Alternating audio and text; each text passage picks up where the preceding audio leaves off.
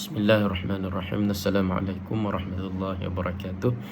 InsyaAllah pada pagi ini kita akan teruskan pengajian kita ataupun pendengaran hadis kita, iaitu hadis yang ke-8 berkenaan dengan fadilat Al-Quran, ya. Sebuah hadis yang diriwayatkan oleh Abdurrahman bin Auf, ya, daripada Rasulullah sallallahu alaihi wasallam, iaitu hadis tentang 3 perkara yang akan berada di bawah lindungan arasy Allah Subhanahu wa taala pada hari pengadilan nanti, ya. Jadi hadisnya berbunyi, an Abdurrahman ibn Auf radhiyallahu anhu 'anil Nabi sallallahu alaihi wasallam qala thalathun tahta al-'arsy yawmal qiyamati القرآن يحاج العباد له ظهر وبطن والأمانة والرحم تنادي على من وصلني وصله الله ومن قطعني قطعه الله. رواه في شرح السنة رواه في شرح السنة. Artinya Sayyidina Abdurrahman bin Auf radhiyallahu anh meriwayatkan bahawa Rasulullah sallallahu alaihi wasallam bersabda, 3 perkara akan berada di bawah naungan arasy Allah Subhanahu wa taala pada hari kiamat. Pertama, Al-Quran. Al-Quran akan berhujah dengan manusia dan Al-Quran ini mempunyai zahir dan batin. Kedua, amanah. Ketiga, tali persaudaraan yang akan mengisytiharkan, ketahuilah sesiapa yang menghubungkan daku, maka Allah Subhanahu wa taala akan menghubungkannya dengan rahmatnya. Sesiapa yang memutuskan daku, maka Allah Subhanahu wa taala akan memutuskannya daripada rahmatnya. Hadis riwayat dalam kitab Syarhus Sunnah. Keterangan: maksud ketiga-tiga perkara tersebut akan berada di bawah naungan arasy ialah penghampiran mereka yang sempurna dengan Allah Subhanahu wa taala, yakni mereka akan berada begitu hampir dengan Allah Subhanahu wa taala. Maksud petikan hadis Al-Quran akan berhujah ialah Al-Quran akan memberi syafaat, meninggikan darjat dan membela orang yang menghormati, membaca dan menyempurnakan hak-haknya di hadapan Allah Subhanahu wa taala. Mula Ali Qari rahmatullah alaih telah meriwayatkan daripada kitab hadis sahih Tirmizi bahawa di hadapan Allah Subhanahu wa taala Al-Quran akan meminta supaya Allah Subhanahu wa taala memberikan pakaian kepada pembacanya. Maka Allah Subhanahu wa taala akan mengurniakan kepada orang itu mahkota kemuliaan. Al-Quran akan memohon lagi supaya orang itu ditambah nikmat. Dengan ini Allah Subhanahu wa taala akan menghadiahkannya pakaian kemuliaan yang selengkapnya. Al-Quran sekali lagi akan memohon supaya Allah Subhanahu wa taala meredai orang itu. Maka Allah Subhanahu wa taala akan mengisytiharkan keredaannya kepada orang itu. Jika di dunia ini tidak ada kegembiraan yang lebih besar daripada keredaan kekasih, maka di akhirat nanti apakah nikmat yang boleh mendandingi keredaan Allah Subhanahu wa taala yang sangat dikasihi? Maka orang yang tidak menunaikan hak terhadap Al-Quran, maka Al-Quran akan mendakwa, apakah kamu pernah menjaga aku? Apakah hak-hakku yang telah engkau tunaikan? Telah diriwayatkan dalam kitab Syarah Ihya Ulumuddin, nukilan daripada Hadrat Imam Abu Hanifah rahmatullah, bahawa hak bagi Al-Quran ialah Al-Quran perlu dibaca sehingga tamat 2 kali setahun. Maka yang tidak pernah membaca Al-Quran patutlah merenung apakah jawapan yang akan mereka berikan di hadapan pendakwa yang begitu kuat. Maut pasti akan datang walau dalam apa keadaan sekalipun, dan tidak ada jalan untuk lari daripada maut. Maksud daripada zahir dan batin Al-Quran adalah Al-Quran mempunyai zahir yang boleh difahami oleh semua orang dan maksud batin yang tidak mampu difahami oleh semua orang. Keterangan ini dapat difahami daripada kata-kata Nabi SAW. Sesiapa yang melahirkan pendapatnya sendiri mengenai sesuatu daripada Al-Quran, sebenarnya dia telah melakukan satu kesalahan walaupun pendapat itu betul. Sesetengah ulama berpendapat bahawa perkataan zahir membawa maksud lafaz-lafaz Al-Quran. Dari segi pembacaan, lafaz-lafaz adalah sama sahaja bagi setiap orang. Perkataan batin bermakna maksud dan mafhum, yakni kefahaman daripada Al-Quran yang berbeza-beza mengikut kebolehan dan kemampuan para pembaca. Sayyidina Abdullah bin Mas'ud berkata, sekiranya kamu mahukan ilmu, maka hendaklah kamu memikirkan dan mendalami makna-makna Al-Quran. Dalam Al-Quran terdapat ilmu orang-orang yang terdahulu dan orang-orang terkemudian. Walau bagaimanapun, untuk memahami makna-makna Al-Quran ini, kita perlu menjaga beberapa syarat-syarat dan adab-adab.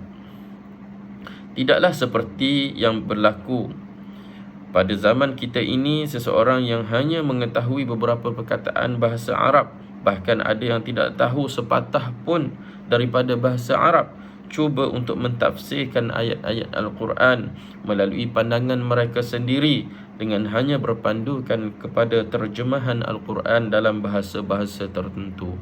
Ulama tafsir telah menggariskan 15 jurusan ilmu yang mesti dikuasai untuk mentafsir Al-Quran. Oleh kerana keperluan semasa, maka di sini saya membentangkan ilmu tersebut secara ringkas supaya dapat diketahui bahawa tidak semua orang dapat memahami makna-makna batin yang tersirat di dalam Al-Quran. Pertama adalah lughah, yakni bahasa Arab. Daripada bahasa Arab dapat diketahui maksud setiap sesuatu daripada perkataan-perkataan Al-Quran.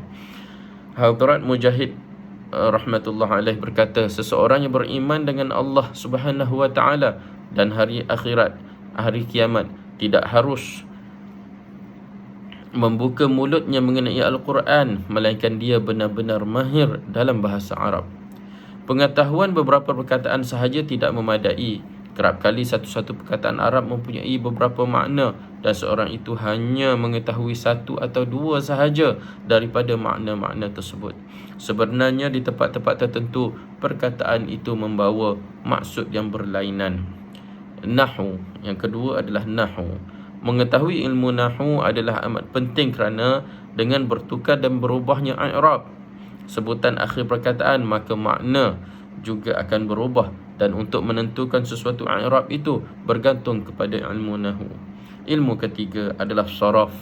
Mengetahui saraf, iaitu kaji bentuk perkataan, adalah sangat penting kerana dengan perubahan bentuk atau sirah sesuatu perkataan, makna perkataan itu akan berubah sama sekali.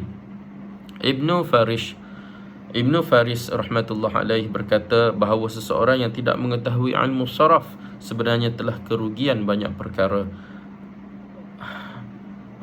Allama Zamakhsyari rahmatullah alaih telah menukilkan dalam kitab tafsir Ujubat bahawa oleh kerana tidak mengetahui ilmu saraf, ada orang tertentu telah menterjemahkan ayat yauma nad'u kullu unasin biimamihim, bermaksud pada hari kami akan memanggil setiap manusia bersama ibunya. Sedangkan terjemahan yang sebenarnya ialah pada hari kami akan memanggil setiap manusia bersama pemimpinnya. Dia menyangka perkataan imam yang menunjukkan bilangan seorang ketua adalah jamak dari perkataan yang membawa makna ibu. Sekiranya dia mahir dalam ilmu saraf, dia sudah tentu faham bahawa perkataan yang menunjukkan bilangan yang ramai bagi perkataan bukanlah imam. Yang ketiga adalah ishtiqaq, iaitu ilmu punca perkataan. Ilmu ini amat penting kerana satu-satu perkataan yang berasal daripada dua punca yang berlainan, maknanya juga berlainan. Sebagai contoh, perkataan masih. Perkataan ini berpunca daripada masaha, yang mempunyai maksud menyentuh atau menggerakkan tangan yang basah ke atas sesuatu. Perkataan ini juga berpunca daripada perkataan masahah, bermakna ukuran. Ilmu ma'ani, Ilmu ini penting kerana dengan ilmu ini sesuatu ayat akan dapat diketahui maksudnya. Ini adalah kerana cara pembentukan sesuatu ayat akan menentukan makna ayat itu. Yang seterusnya adalah ilmu bayan. Ilmu ini penting kerana dengan ilmu ini dapat diketahui sesuatu ayat itu sama ada zahir ataupun khafi, atau zahir atau tersembunyi, yakni khafi, bandingan tashbih atau kiasan kinayah. Ilmu badi'. Dengan ilmu ini dapat diketahui kecantikan bahasa dari segi olahan. 3 jenis ilmu yang akhir ini dinamakan sebagai ilmu balaghah. Ilmu ini adalah salah satu ilmu yang sangat penting bagi setiap pentafsir Al-Quran, kerana Al-Quran penuh dengan keindahan bahasa, dan dengan ilmu balaghah ini keindahan bahasa tersebut dapat diketahui. Ilmu qiraat. Mengetahui ilmu qiraat juga penting kerana dengan berlainan cara qiraat atau pembacaan, kita akan dapat mengetahui makna yang berlainan. Selain daripada itu, makna yang lebih patut digunakan juga akan dapat diketahui. Ilmu aqidah. Yang kesembilan adalah ilmu aqidah. Mengetahui ilmu aqidah juga penting kerana makna zahir dalam sebahagian ayat-ayat Al-Quran tidak boleh digunakan secara mutlak terhadap Allah Subhanahu wa taala. Oleh kerana itu, maka makna zahir memerlukan pada ta'wilan, seperti ayat yadullahi fawqa aydihim, yang bermaksud tangan Allah Subhanahu wa taala di atas tangan-tangan mereka. Yang ke-10, mengetahui ilmu usul fiqh adalah penting kerana dengan perantaraan ilmu usul fiqh, seseorang itu akan mengetahui cara-cara menggunakan dalil dan cara mengeluarkan hukum daripada satu-satu ayat. Seterusnya adalah mengetahui asbabun nuzul, juga adalah penting kerana dengan ilmu ini maksud sesuatu ayat dapat difahami dengan lebih jelas. Kadang-kadang kefahaman makna yang tepat daripada sesuatu ayat pun bergantung kepada pengetahuan asbabun nuzul. Yang ke-12, mengetahui tentang nasikh mansukh juga penting supaya dapat membezakan hukum yang telah dimansuhkan, yakni dibatalkan, dengan hukum yang masih terpakai. Seterusnya adalah ilmu fiqh, juga penting kerana dapat mengetahui secara menyeluruh hukum hakam cabang, yakni furu', akan memudahkan kita mengenali hukum yang asal. Seterusnya adalah penting untuk mengetahui hadis-hadis yang menjadi tafsiran kepada sesetengah ayat Al-Quran yang umum. Dan seterusnya adalah yang ke-15, yang terakhir sekali ialah ilmu mauhub, yang merupakan kurniaan khas Allah Subhanahu wa taala kepada para hamba-Nya yang tertentu. Perkara ini telah dibayangkan oleh Nabi sallallahu alaihi wasallam melalui hadis baginda sallallahu alaihi wasallam, man amila bima alima warathahu Allahu ilma ma lam ya'lam. Artinya, sesiapa beramal dengan apa-apa yang telah diketahuinya, nescaya Allah Subhanahu wa taala akan menganugerahkan kepadanya ilmu yang belum diketahui.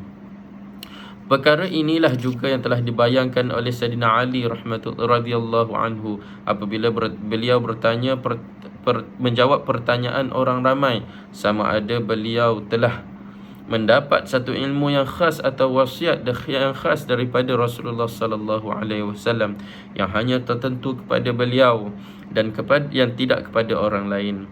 Sayyidina Ali karramallahu wajhah berkata, demi Tuhan yang telah menciptakan syurga dan jiwa-jiwa, aku tidak pernah mendapat apa-apa selain daripada ilmu Allah Subhanahu wa taala berikan kepada seseorang untuk memahami kitabnya.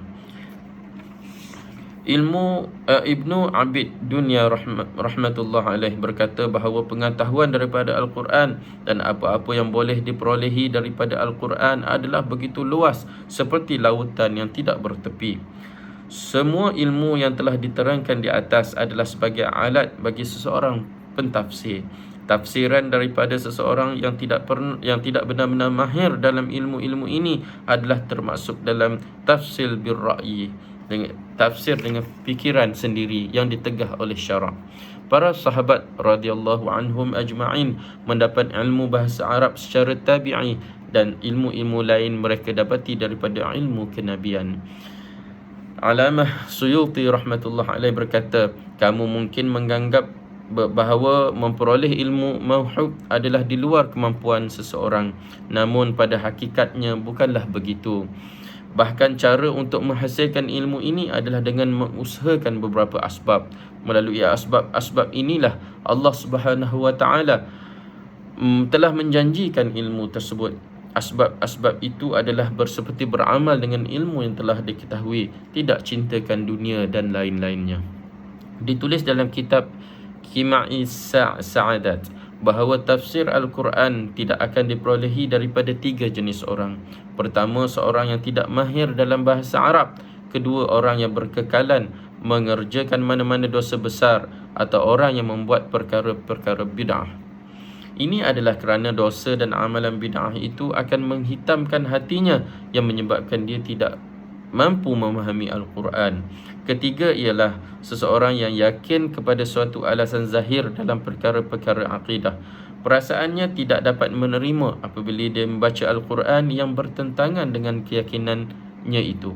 Orang yang demikian pun tidak akan memahami Al-Quran. Allahumma hafazna minhum. Ya Allah, peliharalah kami daripada mereka. Jadi itu adalah hadis yang ke-8 ya, dalam Fadilat Al-Quran di bawah kitab himpunan Fadail A'mal karangan Syekh Maulana Muhammad Zakaria rahmatullah alaih.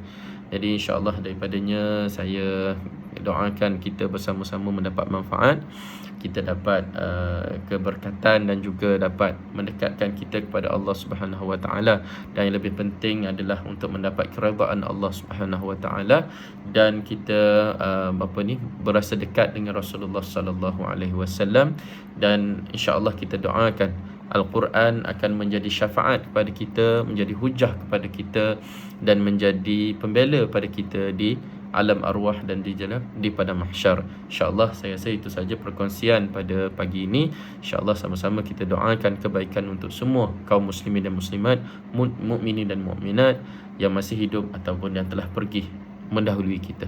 Barakallahu li wa lakum bil Qur'anil azim, wa naf'ani wa iyyakum bima fihi minal ayati wadh-dhikril hakim, wa taqabbala minni wa minkum tilawatah innahu huwas samiul alim. Aqulu qawli hadha wa astaghfirullaha li wa lakum.